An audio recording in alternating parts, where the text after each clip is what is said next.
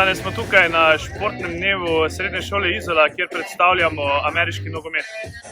Nogomet, kakor smo ga vajeni, verjetno večinoma v Sloveniji ga poznamo kot ta razširjeno obliko, vzameš žogo, jo brcaš.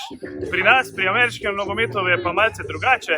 Žogo si podajamo po zraku, jo lovimo, tečemo tudi z njo v rokah, tako da to je ta bistvena razlika igre. Ukvarjamo se z dvema disciplinama. Prvi je tackle, tega, ki ga poznamo tudi iz naših TV ekranov, in pa druga različica, ki je zelo popularna tudi med mlajšimi, je pa flag football z sestavicami, brezkontaktna različica.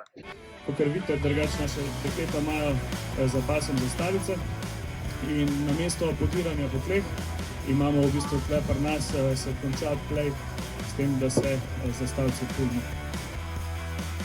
V Sloveniji so bili prvi zametki v začetku 2000-ih.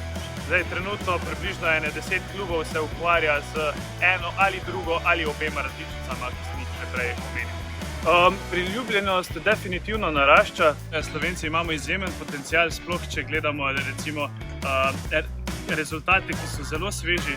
Minulo nedeljo smo se vrnili z reprezentanco deklet do 15 let iz Evropskega prvenstva iz Italije in osvojili tam prvo mesto.